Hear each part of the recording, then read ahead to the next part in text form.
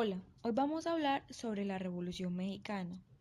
Esta se dio en 1910, ya que Francisco Madero llamó a la rebelión nacional contra el dictador Porfirio Díaz. Líderes como Emiliano Zapata y Pancho Villa lo apoyaron, logrando que el tirano renuncie y huya a Europa. Madero tomó el poder en 1911. Hizo algunas reformas, pero Zapata y Villa exigían tierras para los campesinos. Mientras tanto, los terratenientes lograron que Victoriano Huerta tome el poder asesinando a Madero en 1913. Venustiano Carranza logró derrocarlo en 1915 y en 1919 promulgó la Constitución de Querétaro, que implantó derechos sociales, la reforma agraria y la nacionalización del petróleo. Y en 1919 sus hombres asesinaron a Emiliano Zapata. En 1920 Carranza fue asesinado por los hombres de Álvaro Obregón, quien luego tomó el poder, y en 1923 los terratenientes asesinaron a Pancho Villa. Recién el presidente Lázaro Cárdenas hizo realidad la reforma agraria en 1937 y la nacionalización del petróleo en 1938.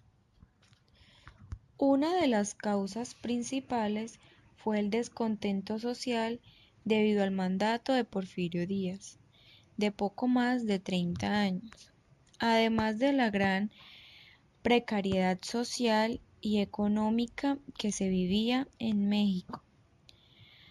Aunado a eso, la represión a todo tipo de movimiento social. Basta recordar la huelga de Cananea y Río Blanco en 1905 y 1906, ambas reprimidas brutalmente. La influencia de Ricardo Flores Magón y su constante lucha contra el gobierno mediante sus publicaciones en su periódico Regeneración fue un factor decisivo para nutrir de ideas a la revolución.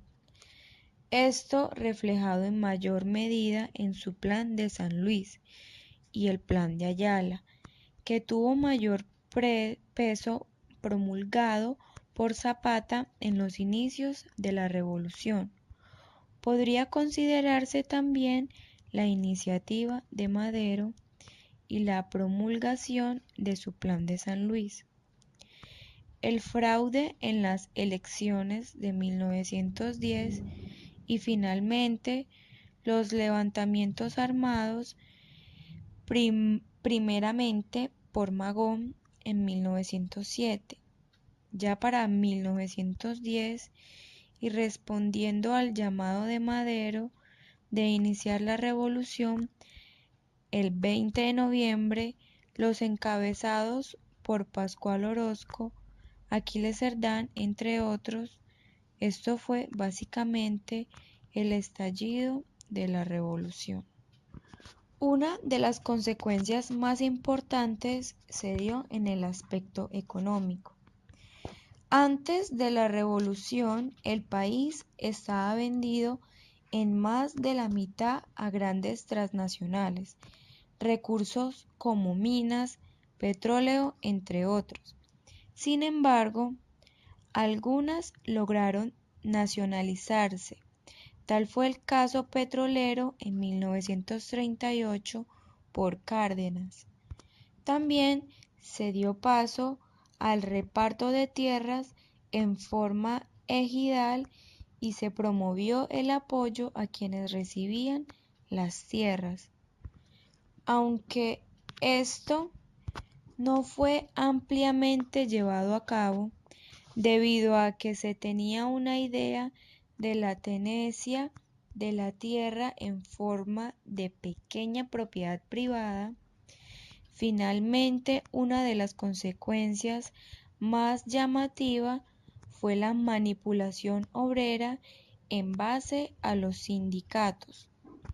La conformación de sindicatos como la CROM, la CTM, permitió el control obrero por parte del presidente, debido a que ya existía una organización que controlara las manifestaciones y huelgas, el sindicato, y también porque los obreros se agrupaban en gran parte en estos. Esto permitió el surgimiento del charrismo sindical, que no era más que el dirigente del sindicato que se relacionaba con el presidente para controlar el movimiento obrero.